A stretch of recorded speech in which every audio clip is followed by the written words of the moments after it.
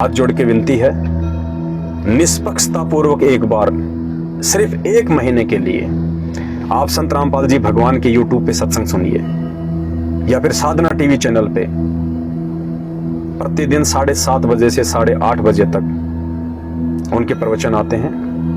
आप सुनिए, 1 महीने सुनिए आप। और 1 महीने सुनने मात्र से आपको ज्ञान ही नहीं, आपके ऐसे ऐसे बिगड़े हुए काम भी मात्र उनके सत्संग सुनने से सफल हो जाएंगे, जिन कार्यों को आप लाखों रुपया बर्बाद करके भी नहीं सुलझा सकते थे।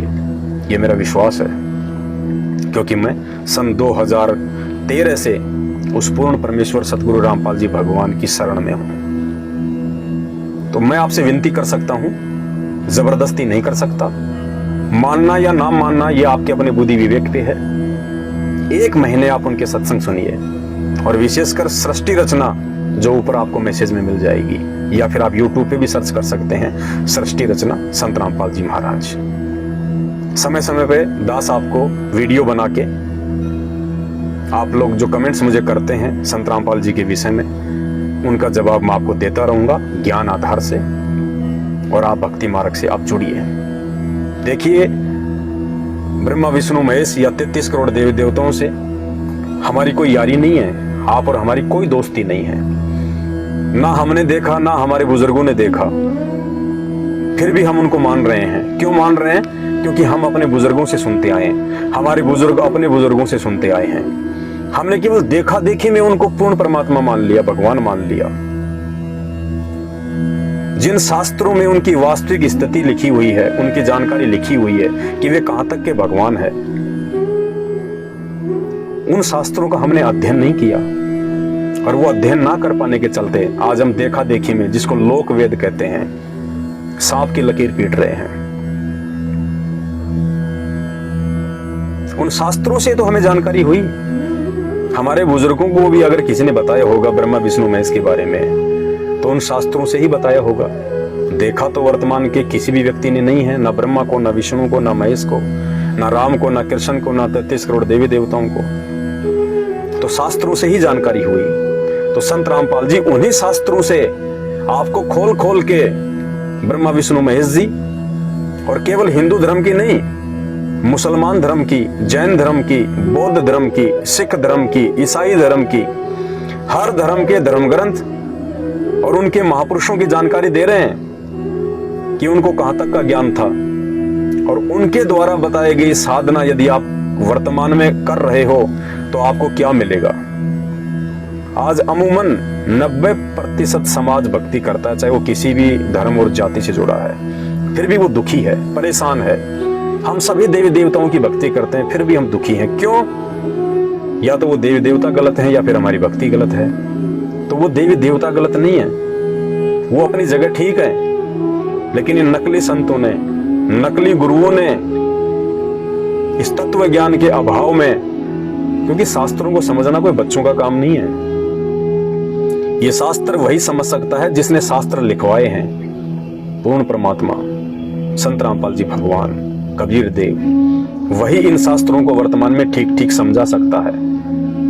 तो आप संत रामपाल जी के द्वारा जो सत्संग किए गए हैं, शास्त्रों को दिखा दिखा के, दुनिया के पहले संत हैं जिन्होंने सभी धर्मों के सभी सर्वशास्त्रों को टीवी चैनलों पे वीडियो के माध्यम से सार्वजनिक किया है।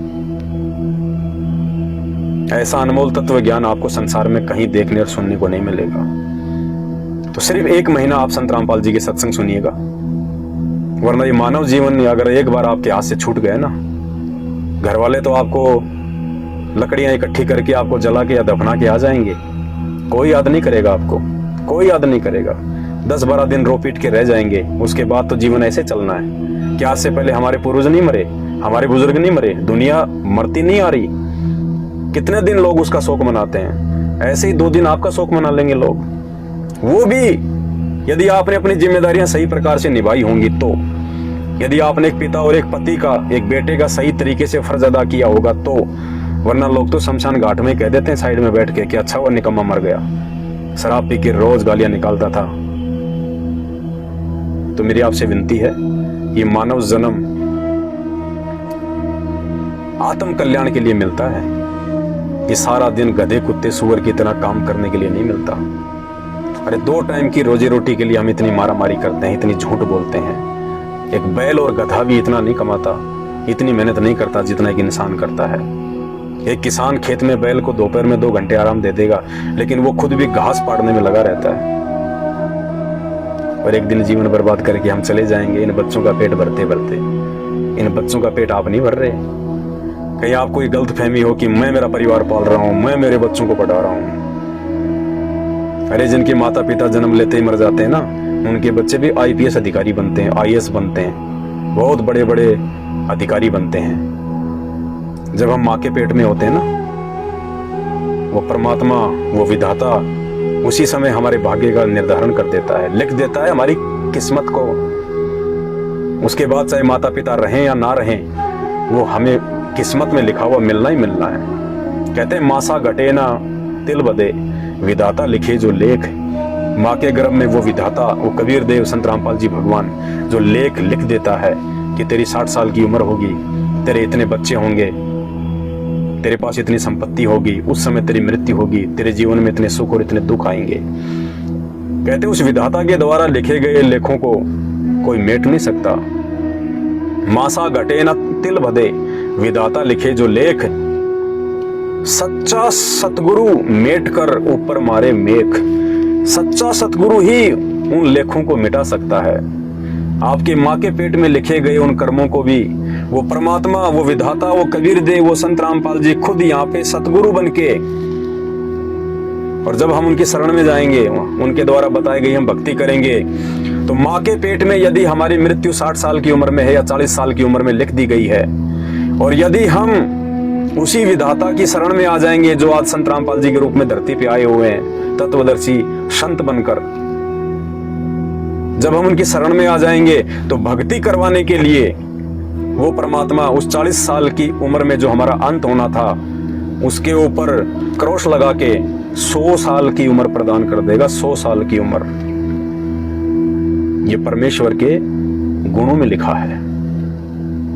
आपके भाग्य में, आपके प्रारब्ध में यदि कैंसर से मरना है, एड्स से मरना है, कोढ़ से मरना है, और यदि आप संत रामपाल जी की शरण आ गए, वो परमात्मा भक्ति करवाने के लिए आपके उस भाग्य में लिखे हुए उस कर्म को काट देगा। आपको स्वस्थ और सुंदर शरीर प्रदान करेगा भक्ति के लिए। वरना सतगुरु की आवश्यकता नहीं पड़नी चाहिए। क्या आवश्यकता फिर सतगुरु की? ये दुनिया भर के नकली संत अपने आप को सतगुरु कहते हैं, पूर्ण संत कहते हैं, दुनिया को पागल बनाए बैठे हैं। और जब उनके भगत उनके सामने रोते हैं जाके कि महाराज जी 40 साल से कैंसर ठीक नहीं हो रहा है, तो महाराज कहता है कि 30 साल से तो मैं भी भोग रहा हूं भाई, ये तो भोगने पड़ेंगे, ये तो अपने कर्मों के फल हैं। अरे जब ये कर्मों के फल भोगने ही हैं तो फिर भक्ति की जरूरत क्या है? फिर क्यों 33 करोड़ देव देवताओं को पूजें, क्यों राम को पूजें, क्यों हम श्री कृष्ण जी को पूजें? जब वो कर्मों के फल भोगने ही हैं तो भक्ति करने की आवश्यकता क्या है? भक्ति क्यों की जाती है? वो कर्मों के फल काटने के लिए, कटवाने के लिए, कि हमारे भाग्य में, हमारे भविष्य में यदि कोई संकट हो, कोई परेशानी हो, तो परमात्मा वो टले, इसलिए भक्ति की जाती है। 2-2 घंटे लोग बैठते हैं, घंटियां बजाते हैं, आरतियां करते हैं, और जब वो नकली संत कह देते हैं कि ये तो कर्म तो भोगना ही पड़ेगा, तो बताइए भक्ति करने की इच्छा बनेगी? कोई मूर्ख होगा जो भक्ति करेगा। तो भक्ति से कर्मों के जो प्रारब्ध में हमारे जो कर्म होते हैं और उनके फल हमें जो भोगने होते हैं, उन कर्मों को भक्ति से काटा जा सकता है यदि आपका गुरु सच्चा है तो। और आज वर्तमान में पूरे विश्व में, पूरे संसार में संत रामपाल जी के अलावा कोई भी पूर्ण संत नहीं है, कोई भी तत्वदर्शी संत नहीं है, क्योंकि परमात्मा स्वयं ही तत्वदर्शी संत की भूमिका करता है। दूसरा कोई गुरु हो ही नहीं सकता। बाकी सब नकली हैं, अज्ञानी हैं, जो आपके भाग्य में लिखे हुए उन कर्मों को नहीं काट सकते। अगर आपको कैंसर से मरना है तो आप मरोगे, चाहे आप किसी भी पंथ और संत से आप जुड़े हैं। अगर 40 साल की उम्र में आपकी मृत्यु का योग है तो आप मरोगे, चाहे आप कितना भी जंत्र मंत्र और तंत्र आप करवा लीजिएगा। और आप संत रामपाल जी के 1 महीने सत्संग सुन के आप उनकी शरण में आइए। अगर किसी ज्योतिष ने आपको कह रखा कि भैया 40 साल बाद तेरी उम्र नहीं है, तू मरेगा, और ज्योतिष की बात फैल ना हो जाए तो हमारे मुंह पे थूक देना। आपका जूता और हमारा सिर यदि संत रामपाल जी के शरण में आने के बाद आपका वो प्रारब्ध का कर्म ना कट जाए तो आज मौका है हमारे पास में। आज धरती पे भगवान आए हुए हैं। श्री राम और श्री कृष्ण जी की भक्ति करने से, उनकी आरतियां करने से, या कि मुसलमान धर्म में जो भी उनके पीर पैगंबर हैं, या जैन धर्म में महावीर जी हैं, या बौद्ध धर्म में महात्मा बुद्ध जी हैं, उनकी भक्ति करने से, उनकी आरतियां करने से, उनके द्वारा बताई गई साधना करने से आपके कर्मों के बंधन नहीं कट सकते, 100% नहीं कट सकते, क्योंकि ये खुद अपने नहीं काट पाए। त्रेता युग में श्री रामचंद्र जी ने धोखे से बाली को मारा, पेड़ की ओट लेके। वो कर्म उनको भोगना पड़ा। द्वापर युग में जब वही श्री राम श्री कृष्ण जी के रूप में आए तो उनको अंत समय में अपना वो प्रारब्ध, वो कर्म भोगना पड़ा, क्योंकि बाली ने कहा था कि भाई मैंने तेरा क्या बिगाड़ा, तूने मेरे को पेड़ की ओट लेके धोखे से तीर से क्यों मारा, इसका बदला कब देगा। तो श्री रामचंद्र जी ने कहा कि भाई द्वापर युग में मैं श्री कृष्ण रूप में आऊंगा और उस समय तू एक बालिया नाम का शिकारी होगा, एक पारधी होगा,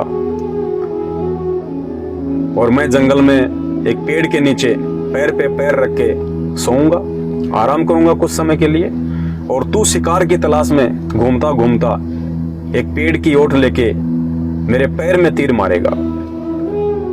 क्योंकि श्री कृष्ण जी के पैर में एक पद्म था जो 0 वाट के बल्ब की तरह चमकता था, और उस बाली वाली आत्मा जो बालिया बना हुआ था द्वापर युग में, उसको सारा दिन हो गया था, कहीं कोई शिकार नहीं मिला था। थका हारा वापस आ रहा था, अचानक से घनी झाड़ियां थी, पेड़ थे जंगल में, उसको वो चमकीली वस्तु दिखाई दी। उसने सोचा ये किसी हिरण की आंख है जो चमक रही है, सारा दिन हो गया शिकार मिला नहीं है, अगर आवाज करूंगा तो कहीं भाग ना जाए। उसने हिरण की आंख समझ के श्री कृष्ण जी के पैर में उस पद्म में तीर मार दिया, जहरीला तीर था वो, और वहीं श्री कृष्ण जी की तड़प तड़प कर मृत्यु हुई। तो जब श्री रामचंद्र जी यानी श्री विष्णु भगवान खुद अपना वो प्रारब्ध का वो कर्म नहीं काट सके, मृत्यु का बदला मृत्यु, तो बताइए श्री राम की भक्ति करने से, या श्री कृष्ण की भक्ति करने से, या विष्णु जी की भक्ति करने से हमारे कर्म कैसे कटेंगे भाई। ये तो हमारी आंखों के सामने प्रत्यक्ष प्रमाण है। उसके बाद भी यदि हम लोग आंखें नहीं खोलेंगे, कौन से दिन खोलेंगे। वो प्रारब्ध के कर्म काटने के लिए आज पूर्ण परमात्मा कबीर देव संत रामपाल जी भगवान के रूप में आए हुए हैं। सत्संग सुनिए, अपना आत्म कल्याण करवाइए, ये मौका बार बार नहीं मिलेगा। ये कमेंट्स में आप जितनी मर्जी गालियां दे दो, जितने मर्जी उल्टे सीधे बातें बोल दो, कोई बात नहीं, लेकिन एक एक श्वास का लेखा वो परमात्मा ले रहा है, छोड़ेगा नहीं धर्मराज। तो बचना है तो आज बच सकते हो, आगे मौका नहीं मिलेगा। तो मेरी केवल हाथ जोड़ के विनती है अपने आत्म कल्याण के लिए। देखो मेरा इसमें कोई भला नहीं है, ना मुझे YouTube से कोई पैसा मिल रहा है ये वीडियो बनाने का, ना आप मुझे कोई पेंशन देने वाले। यदि मैं आपको एक अच्छा मार्ग दिखा रहा हूं, एक अच्छा रास्ता यदि मैं आपको बता रहा हूं, तो आपको विचार करना चाहिए। समझदार व्यक्ति वही होता है जो विचार करे कि ये व्यक्ति ऐसा क्यों बोल रहा है, क्या इसके द्वारा बोले गए शब्दों में कोई दमखम भी है या नहीं है। आपको उसकी जांच करनी चाहिए, आपको संत रामपाल जी के सत्संग सुनने चाहिए। जैसे कोई व्यक्ति रास्ते रास्ते जा रहा है और कोई राम रमी करे, बोले भाई कहाँ जा रहे हो, बोले भैया मैं दिल्ली जा रहा हूँ, और जा रहा है वो जयपुर की तरफ, और वो आदमी कह दे कि भाई तेरा तो रास्ता गलत है, तेरे को तो किसी ने गलत रास्ता बता दिया, दिल्ली तो इस तरफ है उत्तर दिशा की ओर, तू तो दक्षिण में जा रहा है जयपुर की तरफ, और वो उसको गालियां देने लग जाए कि तूने मेरे रास्ते को तूने गलत कैसे बता दिया, मैं सही जा रहा हूं, तेरी हिम्मत कैसे हुई, तेरी औकात कैसे हुई। तो वो तो मूर्ख आदमी है, नासमझ इंसान है, वो बालक बुद्धि है। उसको विचार करना चाहिए कि इस आदमी ने ऐसा ऐसा क्यों कहा, मुझे उल्टा रास्ता बताने में इसका क्या स्वार्थ होगा। अगर ये बता रहा है कि तेरा रास्ता सही नहीं है तो उस आदमी को विचार करना चाहिए, और यदि उस आदमी की बातों पर वो विचार ना करे तो फिर उसको मानचित्र देखना चाहिए, उसको मैप देखना चाहिए कि भाई देख मैं यहाँ खड़ा हुआ हूँ कोटपुतली में मैं खड़ा हुआ हूँ, और कोटपुतली से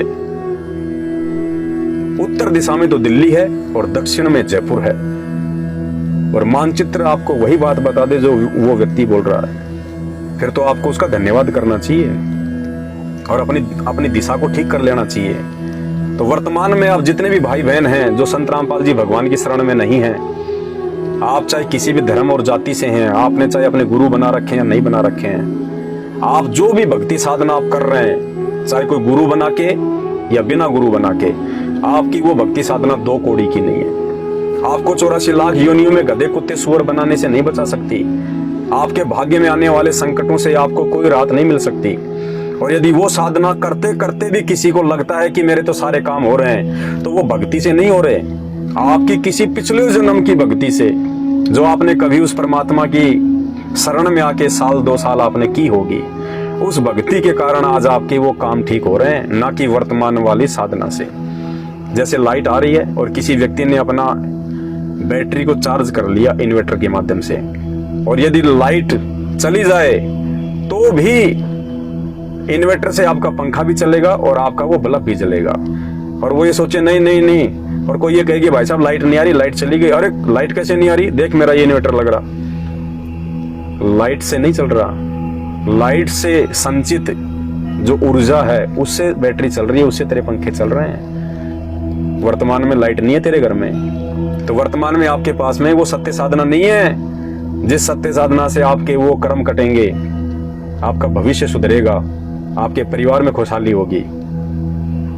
आपका कनेक्शन डिस्कनेक्ट है क्योंकि आपको पूर्ण संत नहीं मिला हुआ, आपको नकली संत मिले हुए हैं, आप मनमुखी रूप से साधना कर रहे हैं। और वर्तमान में आपको जो सुख हो रहे हैं, आपके घर में जो कार कोठियां बंगले जो फैक्ट्रियां चल रही हैं, आप जो मंत्री प्रधानमंत्री बने हुए हैं, और यदि आप संत रामपाल जी की शरण में नहीं हैं तो 101% आपकी बैटरी से आपके काम हो रहे हैं। आपके घर में कनेक्शन नहीं है, आपके घर में भक्ति नहीं है, आपके ऊपर भगवान का आशीर्वाद नहीं है।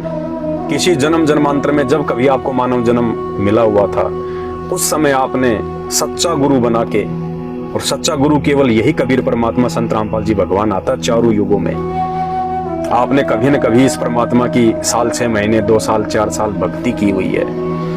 अगर आजीवन भक्ति करते, मर्यादा में रहते, तो इसके लोक में चले जाते, वापस मानव जन्म लेने की जरूरत ही नहीं थी। लेकिन बीच में हम छोड़ जाते हैं, जिस कारण से जितनी भक्ति हम उनकी कर पाते हैं वो हमारे पास में शेष रह जाती है।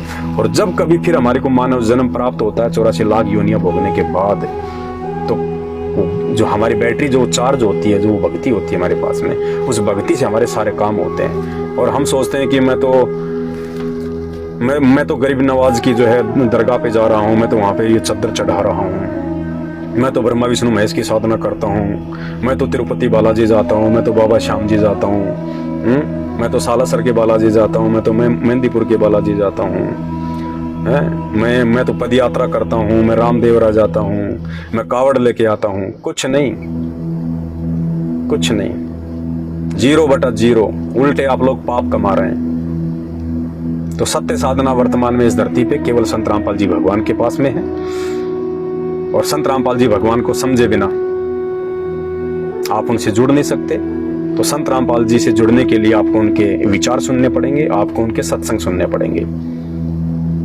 और मेरा दावा है, मेरा विश्वास है, यदि 1 महीने आपने उस परम पुरुष के सत्संग सुने, उसके बाद आप खुद कमेंट्स करेंगे, खुद आप फोन करेंगे कि भाई आपका धन्यवाद जो आपने हमारे को सही रास्ता दिखा दिया, वरना हम तो 84 लाख योनियों में गधे कुत्ते सुअर कीट पतंग बनने की तरफ जा रहे थे। ये परिवार, ये धन संपदा, ये शरीर का अभिमान, ये यार दोस्त, ये कार कोठी, ये सिर्फ 4 दिन के हैं, और वो 4 दिन भी ना जाने कौन से दिन आपके पूरे हो जाएं, कोई भरोसा नहीं। 2 सेकंड बाद क्या पता किसकी मौत आनी हो, किसी को भरोसा नहीं। घर में बैठे हैं आराम से, टीवी देख रहे हैं, ऊपर पंखा चल रहा है, ना जाने कब वो पंखा टूट के गिर जाए तुम्हारे सर पे।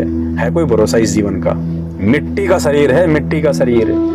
जितनी सांसें भगवान ने दे रखी हैं, जिस दिन पूरी हो जाएंगी छीन लेगा।